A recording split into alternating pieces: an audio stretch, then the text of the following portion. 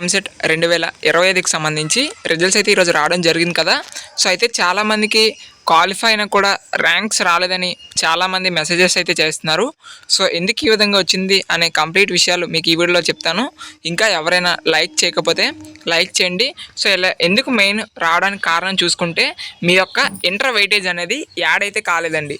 మీరు అయితే సిబిఎస్ఈ లేదా ఐసిఎస్ఈ లేదా అదర్ స్టేట్ బోర్డ్ స్టూడెంట్స్ అయి ఉండాలి, లేదా మీరు సప్లిమెంటరీలో పాస్ అయ్యి ఉండాలి. ఇలాంటి వాళ్ళకి మాత్రమే మీ యొక్క ర్యాంక్స్ అనేవి రాలేదు. సో మళ్ళీ వీళ్ళు ఏం చేస్తారంటే డిక్లరేషన్ ఫామ్ ఆప్షన్ అనేది ఎనేబుల్ చేసే అవకాశాలు ఉంటాయి. అప్పుడు మళ్ళీ మనకి ర్యాంక్స్ ఇచ్చే అవకాశం అనేది ఉంటుందన్నమాట. ఎవ్రీ ఇయర్ ఇలాగే జరుగుతుంది. ఇయర్ కూడా ఇలా జరిగే అవకాశాలు అనేవి ఉన్నాయి. ఒకవేళ దీనికి సంబంధించి ఇంకా ఏదైనా అప్డేట్ వచ్చినా మీ వరకు ఇన్ఫామ్ చేస్తాను. కాబట్టి మన ఛానల్ అయితే సబ్స్క్రైబ్ చేయండి. Thank you.